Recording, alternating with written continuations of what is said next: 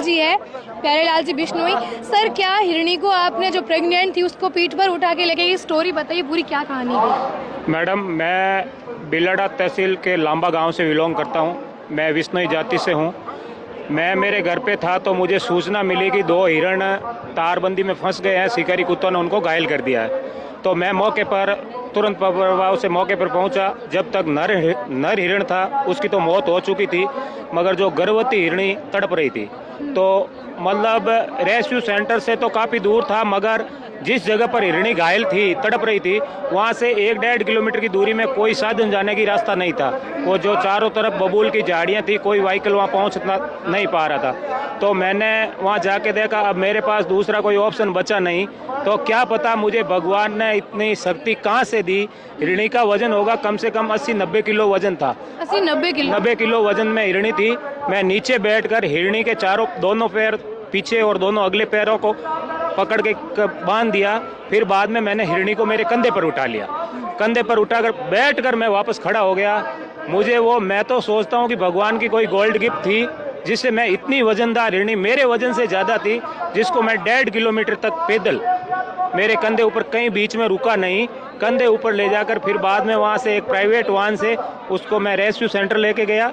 और उस हिरणी ने वहाँ जाने के बाद में एक बच्चे को जन्म दिया, और आज भी वो हिरणी जिंदी है और कम से कम 8 से 10 बच्चों को उसने जन्म दिया। एकदम स्वस्थ है? एकदम स्वस्थ है।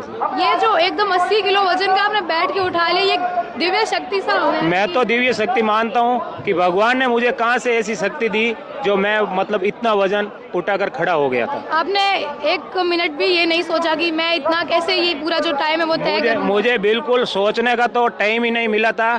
मैं उस तड़पती हिरणी को देखना नहीं पा रहा था, क्योंकि वो गर्भवती थी और उसी दिन ही उसकी डिलीवरी हो चुकी थी और एकदम स्वस्थ, मतलब जच्चा और बच्चा दोनों स्वस्थ थे।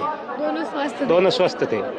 और वैसे मैं 2008 से वन्य जीवों के संबंध में काम कर रहा हूँ, और ऐसे मैंने कई वन्य जीव जो 70-80 फुट गहरे कुएं में गिर जाते हैं, उनको बाहर निकालना, उसको रेस्क्यू करवाना, ये मैंने शायद मेरी लाइफ में कम से कम सैकड़ों की तादाद में वन्य जीवों को रेस्क्यू कर दिया हूँ। और उसमें कम से कम बचे हैं तो 200 से ज़्यादा जीवों को मैंने बचा लिया है। जबकि आप वन विभाग या कोई रेंजर्स या कुछ भी नहीं है? मैं कोई नहीं हूँ, मैं एक सामान्य कार्यकर्ता हूँ। और ना मैं किसी से आज तक वन्य जीव संरक्षण में जो भी कार्य किया हूँ, मैंने आज तक किसी से 1 रुपया चंदा तक भी नहीं लिया।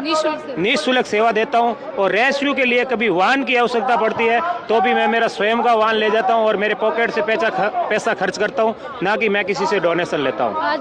आज भी मैं वही काम कर रहा हूँ। मैं 2008 से लेकर आज तक वही कार्य कर रहा हूँ। जिसका कोई नहीं उसका मैं।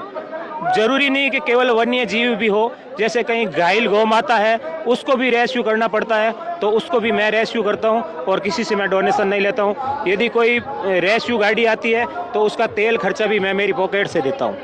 और बल्कि मेरा ऐसा कोई बड़ा बिजनेस नहीं है, मैं एक छोटी सी किराने की दुकान चलाता हूँ, और मैं मेरी नेक खून पसीने की कमाई के पैसे हैं जो वन्य जीव और मूक प्राणियों के लिए खर्च करता हूं। और मुझे खर्च करने के बाद में सुकून मिलता है। मैं अपने आप को मतलब बहुत खुश महसूस होता हूं कि मेरे हाथ से कुछ हुआ है। जी, आपने कहा कि जिसका कोई नहीं उसका मैं। वाकई में ये होता है एक प्रेम, जानवरों के प्रति प्रेम। अमुक जो बोल नहीं सकते, जो बिल्कुल भी बोल नहीं सकते, जो अपनी पीड़ा बता नहीं सकते, उनके लिए आप देवदूत बन करके आते हैं, जिनको ले जाते हैं। आपने कहा आप निःशुल्क सेवाएं देते हैं। देवदूत तो मैं नहीं कह सकता हूँ, मगर मैं एक जीवों के लिए मुझे करने का बहुत शौक है।